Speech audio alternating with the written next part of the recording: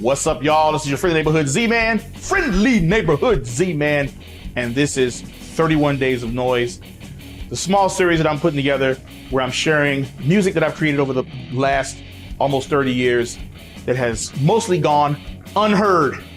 I said it right this time. Yeah. All right, so this was kind of cool because every 10 songs, and I don't think I disclosed this at all, every 10th song in the series is going to be a cover tune.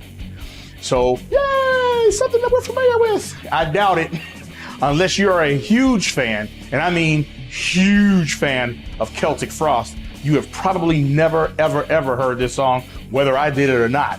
Only real Celtic Frost fans will even know what the hell this is. And so I'm reaching out to those people out there, the real ones, not just the ones that only like Celtic Frost when they're, hardcore and badass, but the ones that actually like Cold Lake and that kind of thing, and Parched with Thirst am I and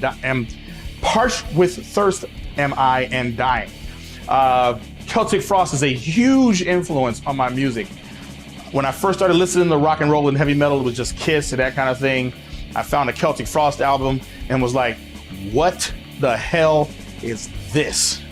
For real, But the more I started understanding it, the more I started learning music myself, the more I started appreciating this and could really get into it. I'm like, this is really badass. And so if you listen to any Celtic Frost at all, you will definitely hear the influence they had on my music. This song in particular was the first time I'd ever heard a band using strings, cellos and horns and things. I'm like, what? What the hell? And I thought it was just fantastic. The original piece that I heard a long time ago when it first came into my ear hole was all French lyrics, and it was nothing but orchestra music. There was no guitars or drums or anything in it.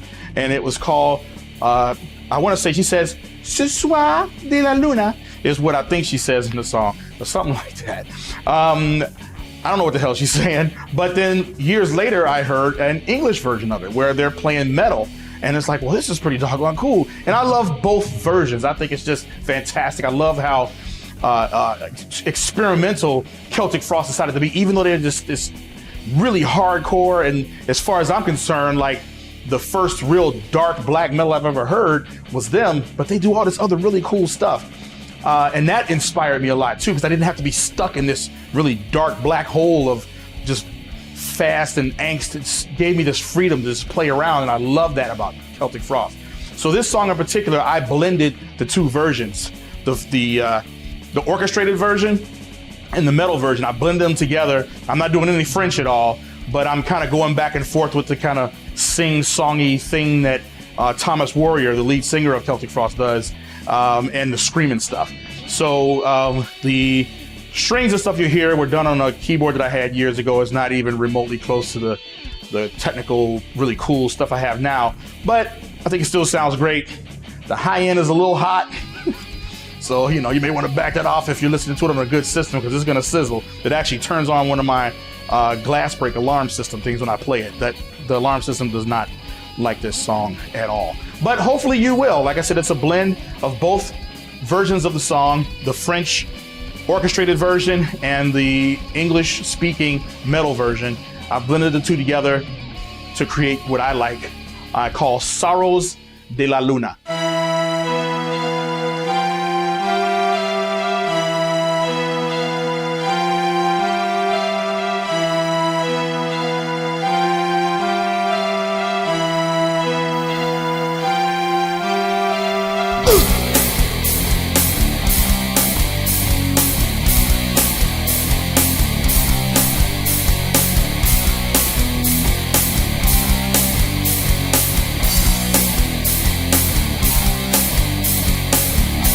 This evening the moon dreams more lazily as some fair woman lost in cushions deep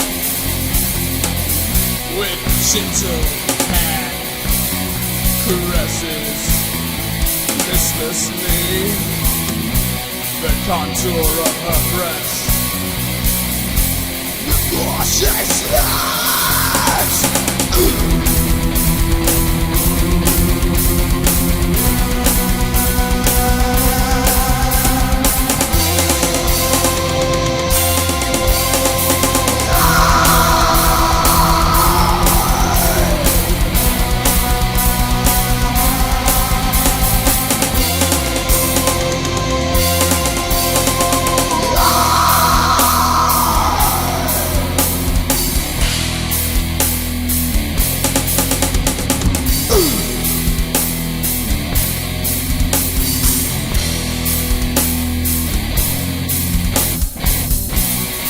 velvet backs of avalanches soft. She often lies, raptured as she dies. Gazes on white visions aloft, which, like the blossoming to heaven, rise.